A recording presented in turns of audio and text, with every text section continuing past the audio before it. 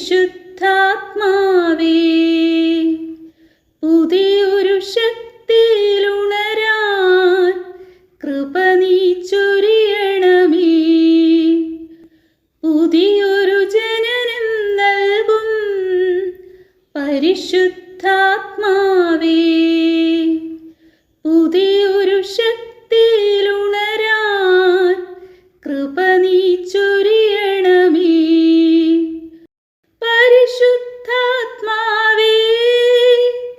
എന്നിൽ നിറയണമേ, നിറഞ്ഞു കവിയണമേ, കവിഞ്ഞൊഴുകണമേ. പരിശുദ്ധാത്മാവേ, എന്നിൽ നിറയണമേ, നിറഞ്ഞു കവിയണമേ, കവിഞ്ഞൊഴുകണമേ. ജോർദാൻ നദിയിലന്ന് പറന്നിറങ്ങിയപ്പോ വരദാനങ്ങളുമായി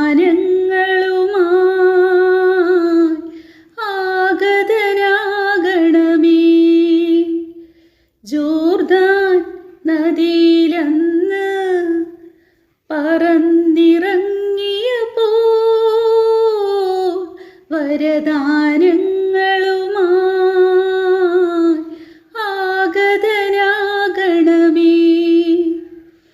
മാലിന്യങ്ങളകറ്റി അന്ധതയെല്ലാം നീക്കി വിശ്വാസത്തിലുറയ്ക്കാൻ കൃപ നീ ചൊരിയണമേ.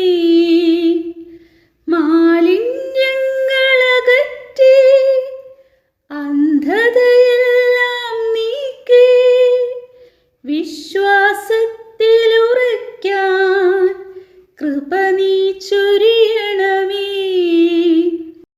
പരിശുദ്ധാത്മാവേ, എന്നിൽ നിറയണമേ, നിറഞ്ഞു കവിയണമേ, കവിഞ്ഞൊഴുകണമേ.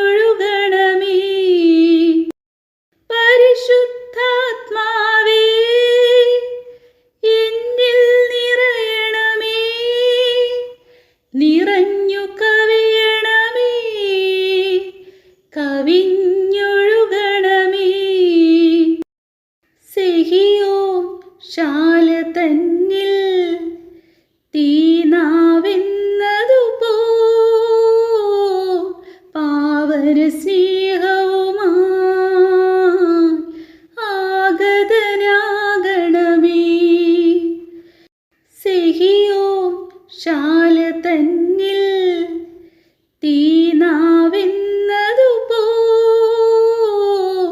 പാവന സ്നേഹവുമായി ആഗതനാകണമേ. സഹനം നിറയും ധരയിൽ ധീരതയോടെ ചരിക്കാൻ അഗ്നിയിൽ സ്നാനം നൽകാൻ കൃപ നീ ചൊരിയണമേ. സഹനം നിറയും ധരയിൽ ധീരതയോടെ ചരിക്കാൻ അഗ്നിയിൽ സ്നാനം നൽകാൻ കൃപ നീ ചൊരിയണമേ.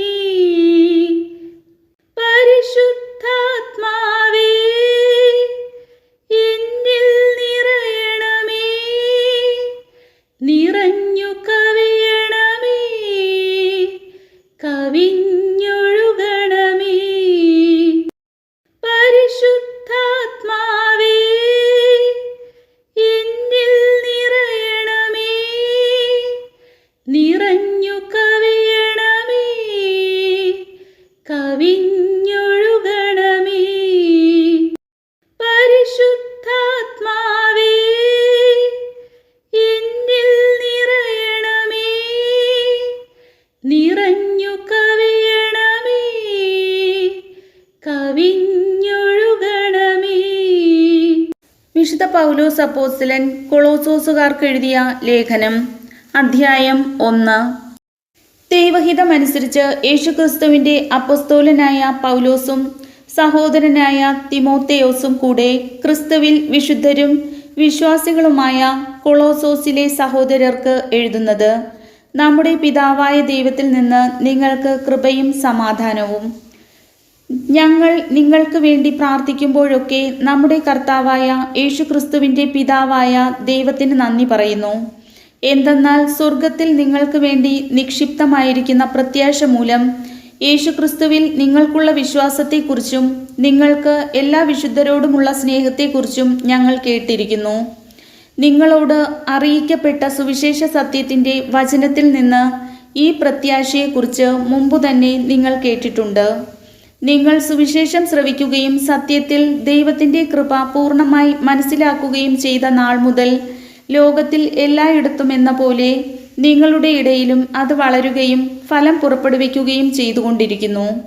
ഞങ്ങളുടെ പ്രിയപ്പെട്ട സഹശുശ്രൂഷകൻ എപ്പഫ്രാസിൽ നിന്നാണല്ലോ നിങ്ങളിത് ഗ്രഹിച്ചത്. നിങ്ങൾക്ക് വേണ്ടിയുള്ള ക്രിസ്തുവിൻ്റെ വിശ്വസ്തനായ ശുശ്രൂഷകനാണ് അവൻ. ആത്മാവിലുള്ള നിങ്ങളുടെ സ്നേഹത്തെക്കുറിച്ച് അവൻ ഞങ്ങളോട് പറഞ്ഞിട്ടുണ്ട്.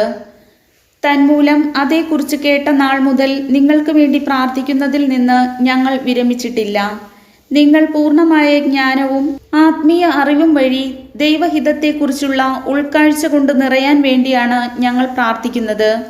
കർത്താവിന് യോജിച്ചതും അവിടത്തേക്ക് തികച്ചും പ്രീതിജനകവുമായ ജീവിതം നയിക്കാൻ നിങ്ങൾക്ക് ഇടയാകട്ടെ.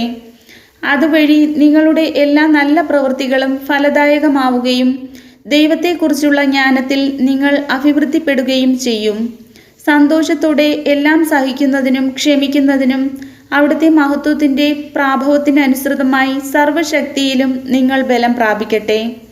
പ്രകാശത്തിൽ വിശുദ്ധരോടൊപ്പം പങ്കുചേരാനുള്ള അവകാശത്തിന് നമ്മെ യോഗ്യരാക്കിയ പിതാവിന് കൃതജ്ഞത അർപ്പിക്കുവിൻ. അന്ധകാരത്തിൻ്റെ ആധിപത്യത്തിൽ നിന്ന് അവിടുന്ന് നമ്മെ വിമോചിപ്പിച്ചു. അവിടുത്തെ പ്രിയപുത്രൻ്റെ രാജ്യത്തിലേക്ക് നമ്മെ ആനയിക്കുകയും ചെയ്തു. അവനിലാണല്ലോ നമുക്ക് രക്ഷയും പാപമോചനവും ലഭിച്ചിരിക്കുന്നത്. അവൻ അദൃശ്യനായ ദൈവത്തിൻ്റെ പ്രതിരൂപവും എല്ലാ സൃഷ്ടികൾക്കും മുമ്പുള്ള ആദ്യജാതനുമാണ്. കാരണം അവനിൽ സ്വർഗത്തിലും ഭൂമിയിലുമുള്ള ദൃശ്യവും അദൃശ്യവുമായ എല്ലാ വസ്തുക്കളും സൃഷ്ടിക്കപ്പെട്ടു. സിംഹാസനങ്ങളോ ആധിപത്യങ്ങളോ ശക്തികളോ അധികാരങ്ങളോ എന്തുമാകട്ടെ, എല്ലാം അവനിലൂടെയും അവനു വേണ്ടിയുമാണ് സൃഷ്ടിക്കപ്പെട്ടത്. അവനാണ് എല്ലാറ്റിനും മുമ്പുള്ളവൻ. അവനിൽ സമസ്തവും സ്ഥിതി ചെയ്യുന്നു. അവൻ സഭയാകുന്ന ശരീരത്തിൻ്റെ ശിരസ്സാണ്. അവൻ എല്ലാറ്റിൻ്റെയും ആരംഭവും മരിച്ചവരിൽ നിന്നുള്ള ആദ്യജാതനുമാണ്.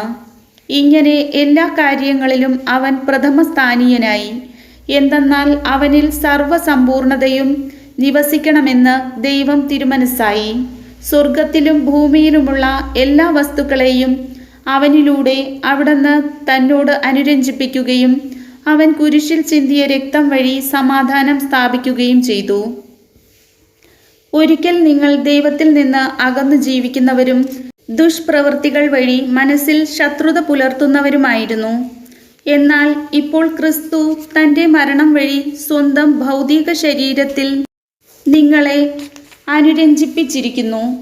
അവിടുത്തെ മുമ്പിൽ പരിശുദ്ധരും കുറ്റമറ്റവരും നിർമ്മലരുമായി നിങ്ങളെ സമർപ്പിക്കുന്നതിനു വേണ്ടിയാണ് അവൻ ഇപ്രകാരം ചെയ്തത്. എന്നാൽ നിങ്ങൾ ശ്രവിച്ച സുവിശേഷം നൽകുന്ന പ്രത്യാശയിൽ നിന്ന് വ്യതിചലിക്കാതെ സ്ഥിരതയോടും ദൃഢനിശ്ചയത്തോടും കൂടെ വിശ്വാസത്തിൽ നിങ്ങൾ നിലനിൽക്കേണ്ടിയിരിക്കുന്നു. ആകാശത്തിന് താഴെയുള്ള എല്ലാ സൃഷ്ടികളോടും സുവിശേഷം പ്രസംഗിക്കപ്പെട്ടിട്ടുണ്ട്. പൗലോസായ ഞാൻ അതിൻ്റെ ശുശ്രൂഷകനായി. നിങ്ങളെ പ്രതിയുള്ള പീഡകളിൽ ഞാൻ സന്തോഷിക്കുന്നു.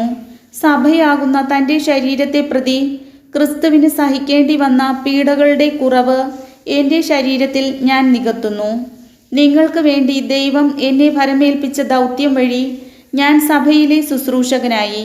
ദൈവവചനം പൂർണ്ണമായി വെളിപ്പെടുത്തുക എന്നതായിരുന്നു ആ ദൗത്യം. യുഗങ്ങളുടെയും തലമുറകളുടെയും ആരംഭം മുതൽ മറച്ചുവെക്കപ്പെട്ടിരുന്ന ഈ രഹസ്യം ഇപ്പോൾ അവിടുന്ന് തൻ്റെ വിശുദ്ധർക്ക് വെളിപ്പെടുത്തിയിരിക്കുന്നു. ഈ രഹസ്യത്തിൻ്റെ മഹത്വം വിജാതിയരുടെ ഇടയിൽ എത്ര ശ്രേഷ്ഠമാണെന്ന് വിശുദ്ധർക്ക് വ്യക്തമാക്കി കൊടുക്കാൻ അവിടുന്ന് തീരുമാനിച്ചു. ഈ രഹസ്യമാകട്ടെ മഹത്വത്തെക്കുറിച്ചുള്ള പ്രത്യാശയായ ക്രിസ്തു നിങ്ങളിലുണ്ട് എന്നതു തന്നെ.